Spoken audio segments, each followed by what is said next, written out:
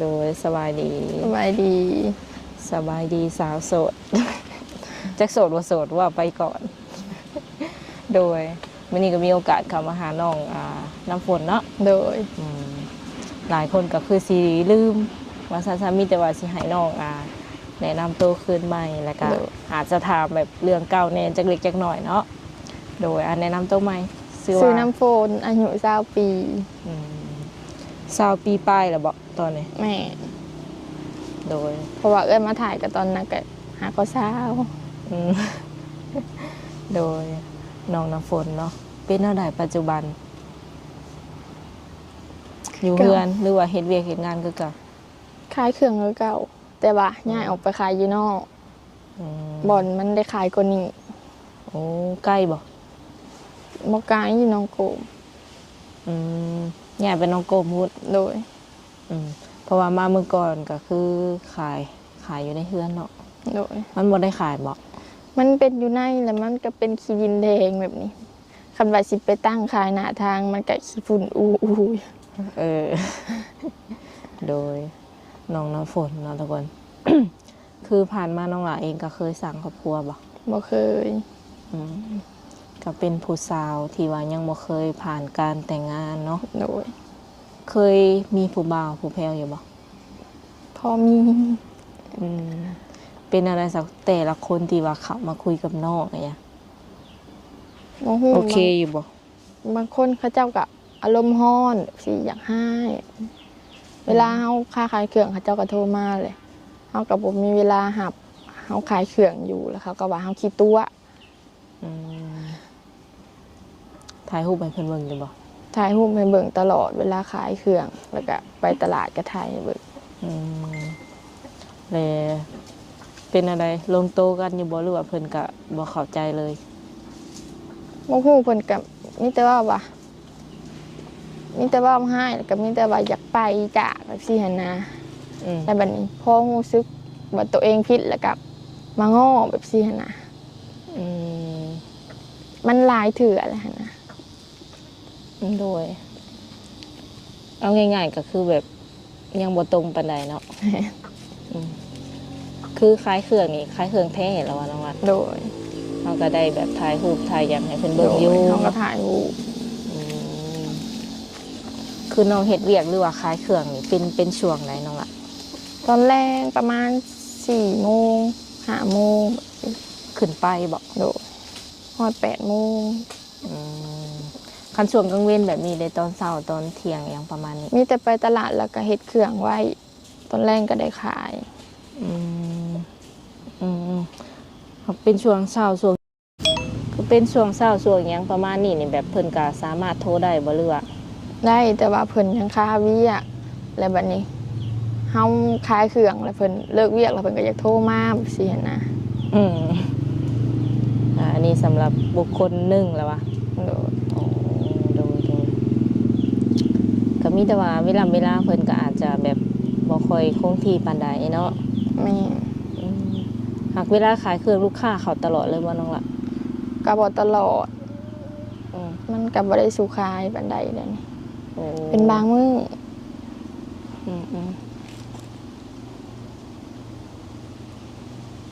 เป็นอะไรในปัจจุบันนี้ไก่สิแบบว่าสีลงเอยกับไผ่แล้วบ่หรือว่ายังกลางๆอยู่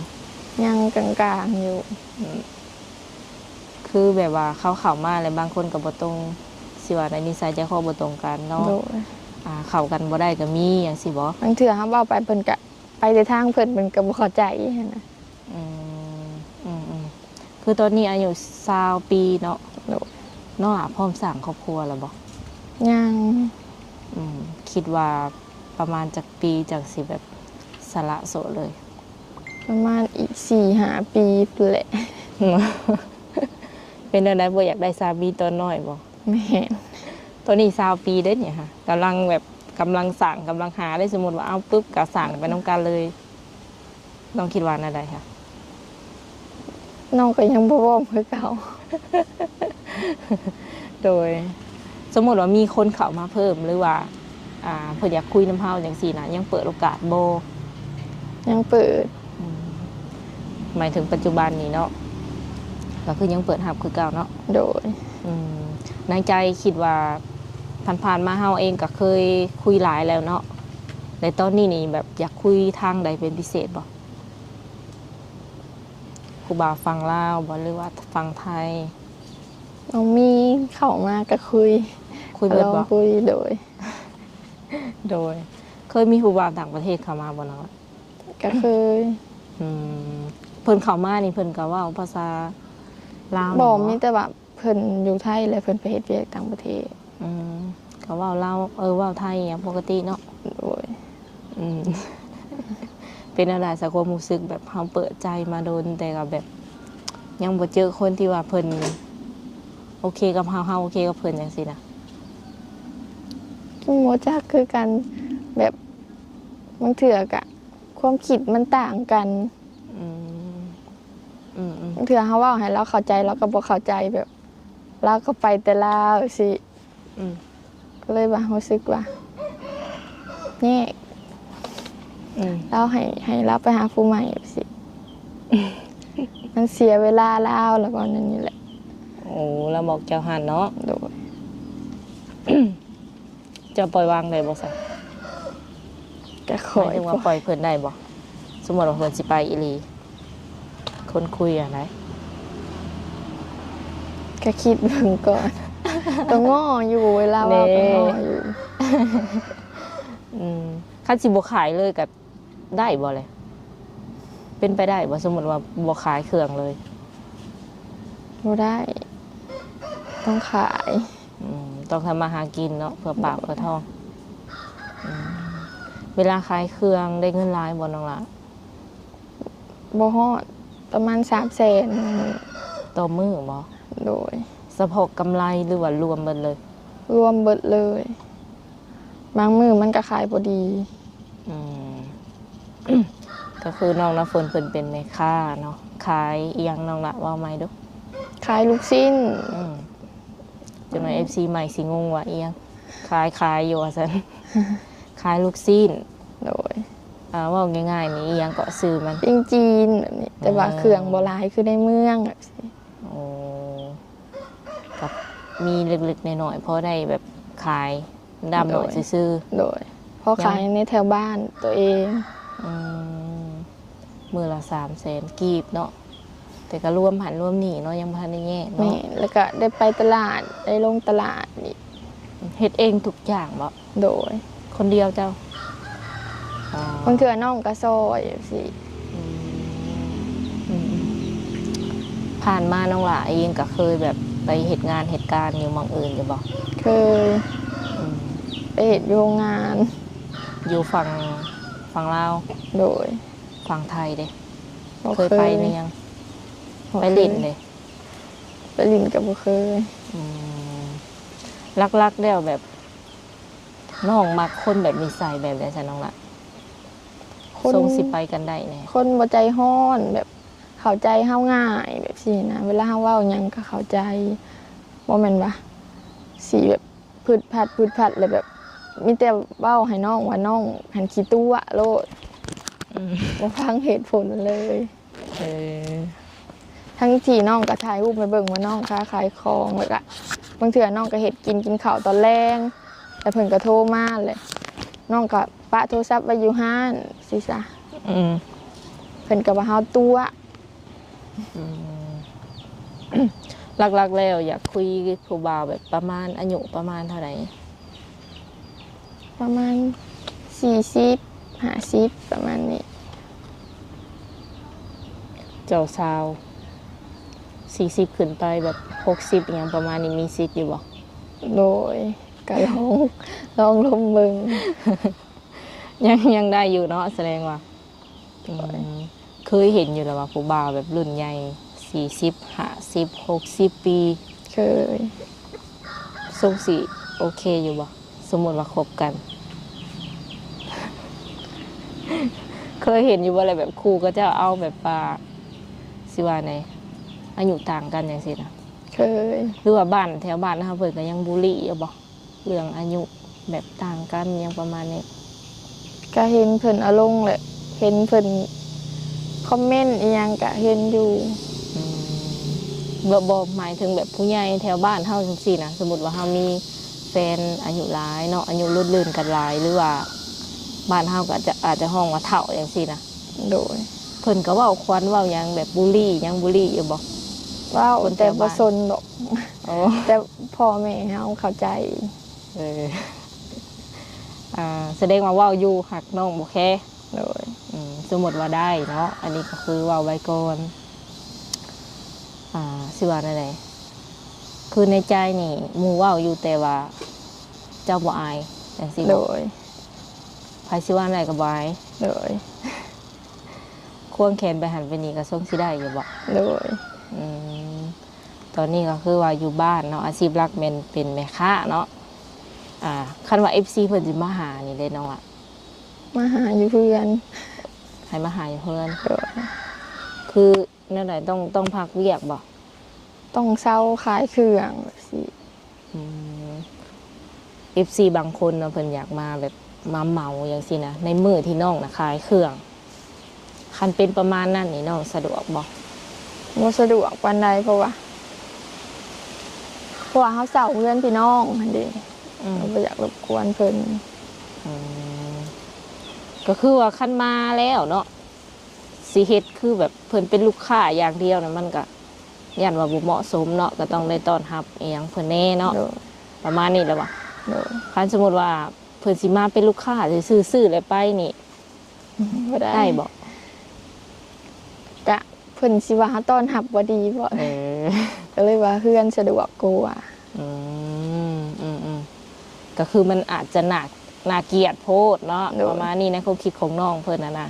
แต่ FC ก็อาจสิคิดว่าเอาเป็นหยังคือบ่ให้มาซื้อจังซี่นะเนาะอยากมาซื้อเป็นหยังคือบ่ให้มา โดย ก็คือว่าคันว่าสิมาซื้อคือลูกค้าเลยก็ได้อยู่หักน้องก็อาจจะคิดหลาย โดย ย่านเพิ่นเว้าควัน ไม่ว่าสิเอาเครื่องมาปิ้งอยู่เพื่อนก็ได้สินะเขาจะมีแบบเวลาเว้าเวลาโอลมกันหลาย อืมอันนี้คือเหตุผลของน้องเพิ่นเนาะทุกคนจักหน่อยสิเว้าว่า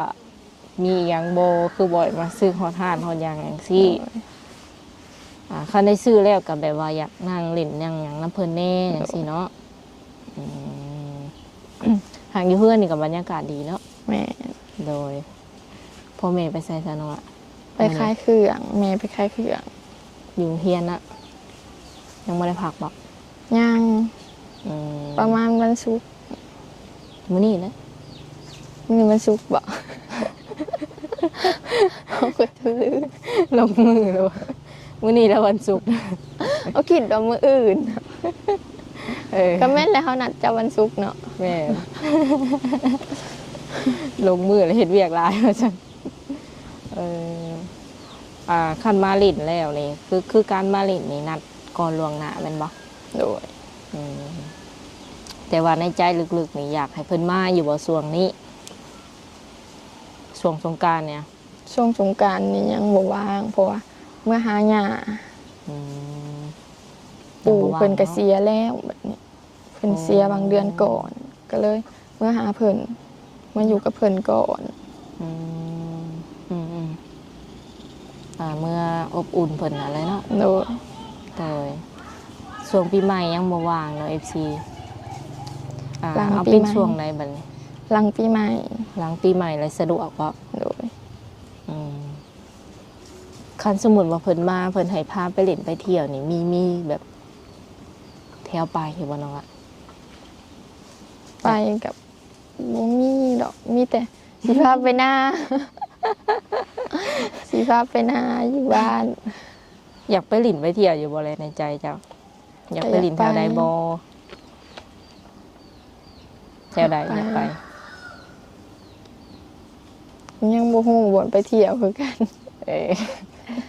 โดย บ่ได้เคยไปใส่ไกลบ้านปานใดนะ อืมแบบหนึ่งเด้อโอเคเนาะทุกคน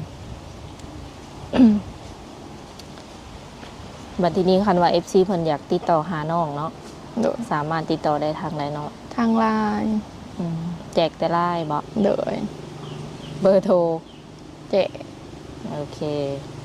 มีแต่ว่าทักมาว่านำสาวบุญเปียงได้เนาะทุกคน โดย เป็นไลน์หรือว่าเบอร์โทรเนาะ ทักมาแบบว่าได้แน่ๆในช่วงไหน ตอนเช้าก็ได้ ตอนแรงก็ได้ ค่ะคือคันว่าจะแบบโทรตลอดนี่แม่นบ่สะดวกบ่ แม่ คันว่าเฮาเสร็จแล้วเฮาตอบแหละ ได้อยู่ประมาณตอนขายเครื่องคันให้เขาโทรวิดีโอคอลเนี่ยลูกค้าก็มาอยู่หั่นดิต้องขายเครื่องก่อน อืม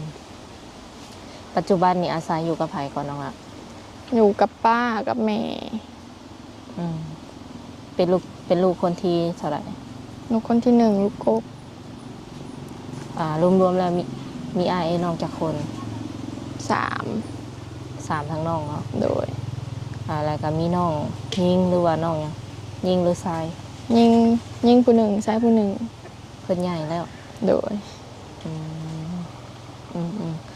อยู่เพื่อนน้องหลานนี่รักๆนี่ไผเป็นแบบว่าสาวหลักของครอบครัวเลย แม่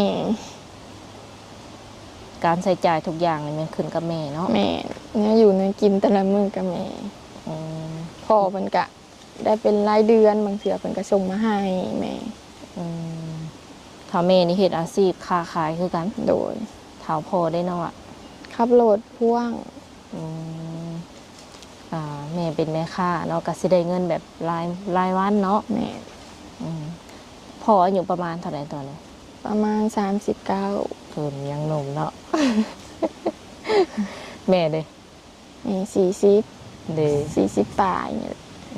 แม่อายุสิหลายกว่าพ่อในจักหน่อย โดย หักเป็นแนวใดคือว่าแบบหลายคนก็ถามว่าเป็นแนวใดน้องล่ะคืออยู่กับป้านะเพราะว่าพ่อแม่ก็มีอย่างสิ ยังบ่มีเพื่อนเป็นของตัวเองแบบซี่แหละเฮาก็ยังตั้งโตวบ่ได้พ่อแม่ก็พอแต่ว่าเลี้ยงลูกส่งเรียนแต่ละมื้อแบบซี่นะ คือแบบว่าสิ่งที่เป็นของพ่อของแม่มานี่ยังบ่มีเอียงเนาะน้องล่ะเนาะ โดย คือแบบว่าเพิ่นก็อยู่กินน้ำกัน แล้วก็อาศัยอยู่เพื่อนของป้านี้ โดยขันสิมีกะมีอยู่ดินอยู่บ้านบ้านยาซื้อไว้แม่ก็พอซื้อไว้ แต่ว่ายังบ่มีโอกาสสิได้เฮ็ดก็เลยว่ามาอยู่พี่ก่อนอยู่พี่ค้าขายก็ได้ อยู่พุ่นแบบ มันเป็น มันโมเมนต์ตัวเมืองค้าขายก็บ่ดีบ่ได้สุดได้ขายแบบซี่น่ะอยู่พี่มันสิทำเลดีกว่า ดินดอนตอนหยาที่ว่าอยู่ตอนนี้นี่เป็นของแบบ ของ ป้า ป้า หรือว่าพี่น้องไปเลย โดย คัน คันว่าอยากเฮ็ดเทือนป้าก็สิแบ่งให้สิ แบ่งให้แบบฟรีๆนี่บอก โดย เพราะว่า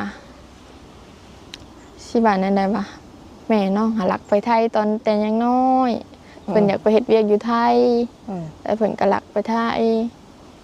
เพิ่นก็ประมาณว่าถือแบบนายหน้านี่เอาไปขายแบบสิเห็นนะไปขายให้งานแบบนี้แล้วบัดนี้พอเพิ่นแบบกลับมากะเช้าปลายปีพ่อแม่ก็บ่อยู่แล้วพ่อแม่เพิ่นก็คิดว่าเพิ่นนั้นเสียแล้วคิดว่าแม่น้องอะเสียแล้วแล้วก็แบ่งเอียงให้ป้าเบิดสินะแล้วบัดนี้มาบัดนี้แม่ก็เสียพ่อก็เสียบัดนี้ก็คันสิได้ก็ได้แต่น้ำป้าและคันป้าแบ่งให้จะคิดว่าไหนเนาะเรื่องจริงอันเนี่ยคือในแบบในหนังเนาะคือเพิ่นไปเลยแบบว่าเพิ่นบ่ติดต่อกลับมาเลยอย่างสิเนาะแม่เพิ่นหลักไปแล้วก็บ่ได้บอกพ่อบอกแม่แล้วนี่ก็ถือใครให้งานแบบนี้นะพ่อกับบัดที่นี่เนาะพ่อกับแม่ก็คิดว่าเพิ่นน่ะบ่อยู่แล้วแม่ก็เลยยกทุกอย่างน่ะให้ป้าโดยเพราะว่าป้าก็เอาผัวเอาหยังเบิดเลยเด้ก็มีลูกบัดนี้โดยกลับมาวันนี้ก็คือพ่อแม่บ่อยู่แล้วเด้เนาะแม่ตะกี้สิมีตูบน้อยๆซ้ำนั่นแหละบ่ได้มีเพื่อนหลังนี้แล้วก็แม่น้องเห็นแบบตูบน้อยๆแล้วก็แม่น้องก็กลับไปไทยอีกไปตั้งโตอยู่ไทยอีกแล้วก็มาเฮ็ดเพื่อนหลังนี้ อันหลังสีชมพูนี่เลย ลังซีนี่แหละ ตัวใหญ่เนาะ โดยหลายปีเลยตั้งแต่น้องทันได้เกิด อันมีตั้งแต่เจ้าท่านได้แบบลืมตาเบิ่งโลกจังซี่บ่ โดย เพื่อหลังนี้หั้นนะ เพราะว่าแม่น้องออกไปหาเงินอยู่ไทยเพิ่นตั้งโตได้เพิ่นก็ผากเงินมาให้ป้ากับลุงเฮ็ดเฮือนเองเพราะว่าบ่ได้จ้างช่างมันก็สิแพงก็เลยผากเงินมาเทื่อละ1,000-2,000แบบนี้หั่นน่ะ อืม แล้วก็คอยก่อไปเทื่อละน้อย มันก็ยากเนาะน้องหลานเนาะ โดย เพราะว่า ดินก็ดินเพิ่น แม่น แล้วก็อยู่น้ำกันแบบนี้แหละเด้ป้าเพิ่นก็ลูกสาวเพิ่นก็เฮ็ดผากเงินมาเฮ็ดเฮือนหลังน้อยนี่ อืมในความคิดแบบว่าน้องก็อยากเฮ็ดเฮือนเป็นของตัวเองอยู่บ่ โดย อืมก็บ่ความหมายก็คือบ่อยากอยู่น้ำเพิ่นแบบตลอดไปอย่างซี่เนาะเพราะว่าตั้งแต่ข้าวพ่อข้าวแม่ก็เพิ่นก็อยู่นี่แล้วคันแยกออกก็สิแยกอยู่นี่บ่หรือว่าสิไปอยู่แบบ บางทีก็อาจสิคันมีเงินก็สิขอป้าปลุกอยู่นี่เพราะว่าขายเครื่องขายของมันก็ดีแบบ อืมอืม มันก็สิเป็นตัวเมืองกว่าอยู่พุ่นอยู่บ้านพอ อืมฐานะนี่เป็นแบบปานกลางจัดได้บ่ปานกลางเฉพาะแต่ครอบครัวน้องจังซี่นะ โดย ได้อยู่ ก็ เนาะ พอมีอยู่มีกินบ่ได้ไปขอไผแบบนี้นะ อืมเพิ่นแบบบ่มีอีหยังแต่ว่าเพิ่นดุมันเนาะทุกคนคันสิว่าแล้วก็ดุมันบ่ได้อยู่ซื่อตั้งแต่พ่อตั้งแต่แม่